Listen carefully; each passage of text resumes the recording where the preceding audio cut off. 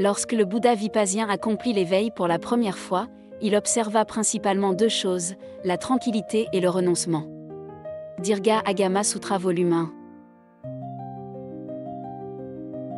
Remarque. Dans le bouddhisme, il existe deux types de méthodes de pratique, la contemplation du renoncement et la contemplation de la tranquillité. Elles ont des connotations différentes et établissent une distinction claire entre la pratique profonde du Mahayana et celle du Hinayana.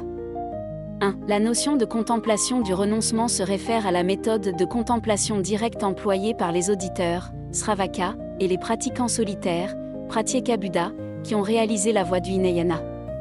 À travers les dharmas phénoménaux, les pratiquants observent que chacun de leurs dharmas, de leurs 5 agrégats, de leurs 6 entrées, des 12 domaines sensoriels et des 18 éléments en eux, ainsi que ceux des autres êtres sensibles, surgissent et cessent constamment. Ainsi, ils peuvent confirmer que tous les phénomènes sont impermanents et irréels, éliminant par la suite les 3 nœuds, à savoir les malentendus sur la nature du vrai moi, la vision confuse de l'enseignement et une mauvaise interprétation de la pratique dont le but est d'atteindre le premier fruit et devenir un srotapana. La contemplation du renoncement susmentionné vise à transcender l'existence cyclique dans les 3 mondes et n'inclut pas la pratique de la sagesse suprême relative à la prajna, c'est-à-dire la contemplation de la tranquillité qui nous permet d'atteindre l'état de Bouddha.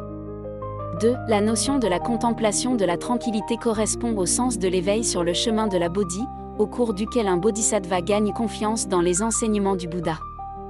Elle s'étend vers une foi complète, aspirant ainsi à atteindre l'esprit de Bodhi.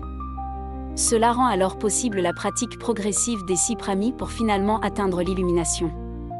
C'est-à-dire que le pratiquant réalise que chaque être sensible est intrinsèquement doté d'un cœur véritable, le Tathagata-garbha, dont le nirvana est l'état intrinsèquement pur.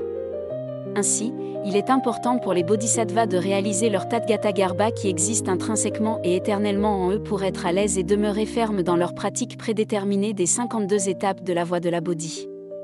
Ainsi, la pratique de la contemplation, qui s'appuie sur le cœur véritable, correspond à la contemplation de la tranquillité.